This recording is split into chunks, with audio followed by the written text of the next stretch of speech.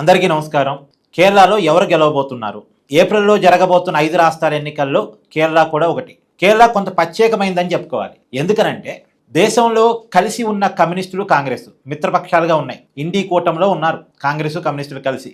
కానీ కేరళలో మాత్రం రాజకీయ ప్రత్యర్థులు కాంగ్రెస్ వర్సెస్ కమ్యూనిస్టులే.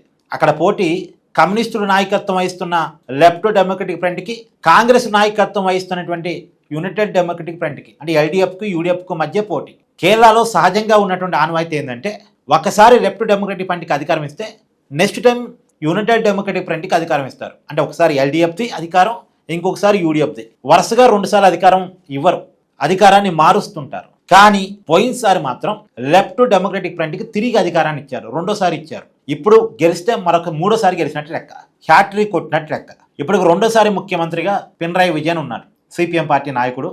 సిపిఎం పార్టీ అనేది ఎల్డీఎఫ్లో పెద్ద party, communist party of Marxist. ఆ పార్టీ నాయకుడు అయినటువంటి విజయన్ ఇప్పుడు 2సారి కేరళ ముఖ్యమంత్రిగా ఉన్నారు. ఇప్పుడు ఒకవేళ 3సారి గెలిస్తే హ్యాట్రిక్ కొట్టినట్టే లెక్క.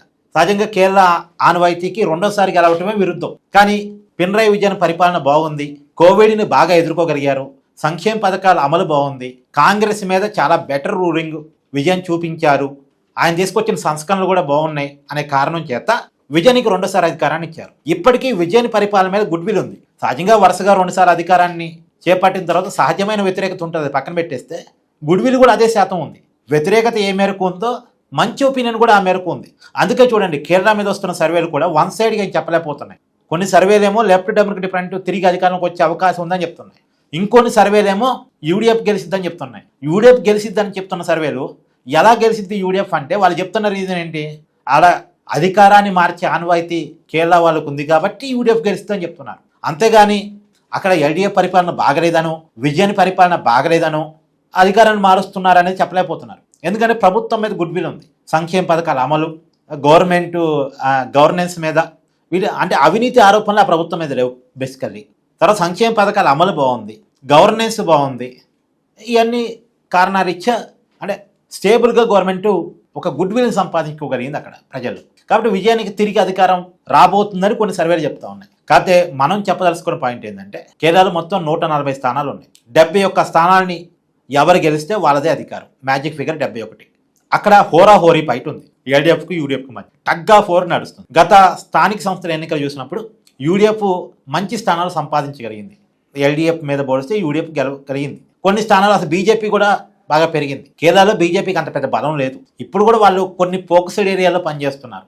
బీజేపీ ఎప్పటి నుంచో అనుకుంటుంది కేరళలో పెరగాలని. కేరళలో ఆర్ఎస్ఎస్ బలంగా ఉంది, కానీ బీజేపీ మాత్రం పార్టీగా బలాన్ని చూపించలేకపోతా ఉంది. మొన్న మాత్రం లోకల్ బాడీలో తన పర్ఫార్మెన్స్ బీజేపీ చూపించుకోగలిగింది కొంత. ఇప్పుడు కూడా అసెంబ్లీ ఎన్నికల్లో ఓట్ల శాతం బీజేపీ బాగా పెంచుకోగలిగింది. తిరువనంతపురంని టార్గెట్ చేసుకుని బీజేపీ బాగా పనిచేస్తుంది అక్కడ అసెంబ్లీ స్థానాలు తెచ్చుకోవాలని. సరే ఏదైనా బీజేపీకి సీట్లు వస్తాయి, ఒక 5 సీట్లు వస్తాయి మేబీ, అంత అంటే 5 సీట్లు వస్తే చాలా గొప్ప. బీజేపీ పెరిగినట్టే అర్థం చేసుకోగలగాలి. అక్కడ బీజేపీకి ఉన్నటువంటి పెద్ద డిసడ్వాంటేజ్ ఏంటంటే అక్కడ మైనార్టీ ఓట్ బ్యాంకు 45% వరకు ఉంటుంది, ముస్లింలు క్రిస్టియన్లు కలిపి 40% పైన ఉంటుంది. వీళ్ళంతా కూడా యాంటీ బీజేపీగా ఉన్నారు. కాబట్టి కేరళని తమ వశం చేసుకోవడం అనేది బీజేపీ వాళ్ళకి కావట్లే. అక్కడ హిందుత్వ పాలిటిక్స్ చేద్దామన్న పెద్ద వర్కౌట్ కావట్లే. హిందువులేమో కొంత కమ్యూనిస్టుల వైపు, కొంత కాంగ్రెస్ వైపు ఉన్నారు. వీళ్ళందరినీ బీజేపీ తన వైపు లాక్కోలేకపోతుంది. ఇక మైనార్టీలు ఎట్టాగు రారు. దీనివల్ల బీజేపీ పెరగాలని తీవ్రంగా ప్రయత్నం చేస్తున్నా సరే కావాల్సిందిగా పెరగలేకపోతుంది. అది అక్కడ జరుగుతున్నటువంటి పరిణామం బీజేపీ వైపుగా చూసినాం. సరే ఏదేమైనా ఇవాళ వచ్చినటువంటి ఒక విమర్శ ఏంటంటే ఎన్నికల కమిషన్ అడ్డం పెట్టుకొని బీజేపీ ఎక్కువ స్థానాలు గెలవాలని చూస్తుంది అనేది సిపిఎం చేస్తున్న ప్రధానమైన విమర్శ. ఎన్నికల కమిషన్ ఒక అఫిడవిట్ రిలీజ్ చేస్తే ఆ అఫిడవిట్ మీద బీజేపీ సింబల్ ఉందంట. Kerala BJP symbol election commission affidavit మీద ఉండటం ఏంటి అనేది సిపిఎం పాయింట్అవుట్ చేస్తుంది. అంటే బీజేపీ ఎన్నికల కమిషన్ కలిసి కేరళలో కమ్యూనిస్టులను అధికారం నుంచి దింపడం కోసం ప్రయత్నం చేస్తున్నారు అనేది సిపిఎం ప్రధానంగా చేస్తున్న ఒక విమర్శ. సరే ఆ విమర్శ కూడా పక్కన పెట్టి, అంటే కమ్యూనిస్టులను అధికారం నుంచి దించడం అంటే అక్కడ కాంగ్రెస్కి అధికారం ఇవ్వటం అన్నట్టు లెక్క. మరి కాంగ్రెస్కి అధికారం ఇవ్వడం కోసం బీజేపీ ఏమైనా పనిచేస్తున్నారో చూడాలి. ఇంకా కాంగ్రెస్ అసలు దేశంలో ఎక్కడ అధికారం రావద్దు అని చెప్పి బీజేపీ కోరుకుంటా ఉంది. మరి కేరళలో మాత్రం కమ్యూనిస్టులు ఉండకుండా ఉండటం కోసం కాంగ్రెస్ అధికారంలోకి వచ్చినా పర్లేదు అనుకుంటుందా? అక్కడ కమ్యూనిస్టులు కాకపోతే అధికారం కాంగ్రెస్దే. బీజేపీకి వచ్చే పరిస్థితి ఎట్టా లేదు అధికారం. బీజేపీ సీట్లు పెంచుకోగలదు, ఓట్లు పెంచుకోగలదు, అంతవరకు తప్ప అధికారం అయితే వచ్చే పరిస్థితి అస్సలు లేదు, 0% లేదు. కాదు, అక్కడ కమ్యూనిస్టులకి కాంగ్రెస్కి మధ్య మాత్రమే పోటీ, ఎల్డీఎఫ్కి యూడీఎఫ్కి మధ్య మాత్రమే పోటీ. ఒకవేళ ఎన్నికల కమిషన్తో కలిసి ఏదన్నా మ్యానిపులేట్ చేసి ఆ కమ్యూనిస్టులని ఎల్డీఎఫ్ని అధికారం నుంచి దించితే అధికారంలోకి వచ్చేది కాంగ్రెస్ యూడిఎఫ్. మరి బీజేపీ కాంగ్రెస్కి యూడిఎఫ్కి ఏమన్నా ప్రయత్నం చేసి పెడుతుందా కమ్యూనిస్టులు ఉండకుండా చేయడం కోసం? ఎందుకంటే కమ్యూనిస్టులు మిగిలిన రాష్ట్రం కేరళనే. ఆ ఒక్క రాష్ట్రంలో కమ్యూనిస్టులు అధికారంలో ఉన్నారు. ఒకప్పుడు బెంగాల్లో అధికారంలో ఉండేవాళ్ళు, సుదీర్ఘకాలం అధికారంలో ఉన్నారు, ఇప్పుడు లేరు. లేకపోవడం పక్కన పెడితే ఆ పార్టీ కూడా కొలాప్స్ అయిపోయింది. తర్వాత త్రిపురలో అధికారంలో ఉండేవాళ్ళు సుదీర్ఘకాలం అధికారంలో ఉన్నారు, ఇప్పుడు లేరు, కొలాప్స్ అయిపోయింది. అక్కడ బీజేపీ అధికారంలోకి వచ్చింది. బెంగాల్లో తృణమూల్ కాంగ్రెస్ ఉంది, ఇప్పుడు తృణమూల్ కాంగ్రెస్ను కూడా కొట్టేసి బీజేపీ రావాలని తీవ్రంగా ప్రయత్నం చేస్తుంది. అప్పుడు కమ్యూనిస్ట్ ఓట్ బ్యాంక్ అంతా ఇప్పుడు బీజేపీ వెనక్కి ర్యాలీ అయిపోయింది. ఇప్పుడు ఇక్కడ కేరళలో కూడా అదే ప్రయత్నమా? ఇప్పుడు కాంగ్రెస్ అధికారంలోకి వస్తే కమ్యూనిస్టులని మనం ఇక లేకుండా చేయొచ్చు. కమ్యూనిస్టులు ఈ దేశంలో ఎక్కడ అధికారంలో ఉండరు. ఖచ్చితంగా వాళ్ళ క్యాడరు డిమోరల్ అయ్యే అవకాశం ఉంటుంది.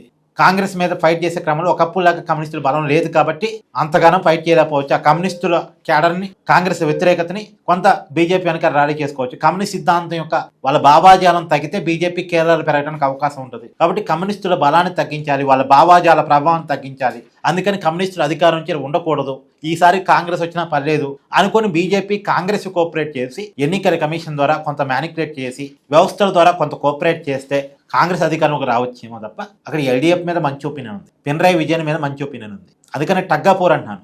ఈ టగ్గాపోర్ హోరాహోరీలో బీజేపీ కోఆపరేషన్ కాంగ్రెస్ వైపు ఉంటే మాత్రం కాంగ్రెస్కి విజయ అవకాశాలు ఉంటాయి, అంటే యూడీఎఫ్ విజయ అవకాశాలు ఉంటాయి. చూద్దాం ఏం జరగబోతుందో.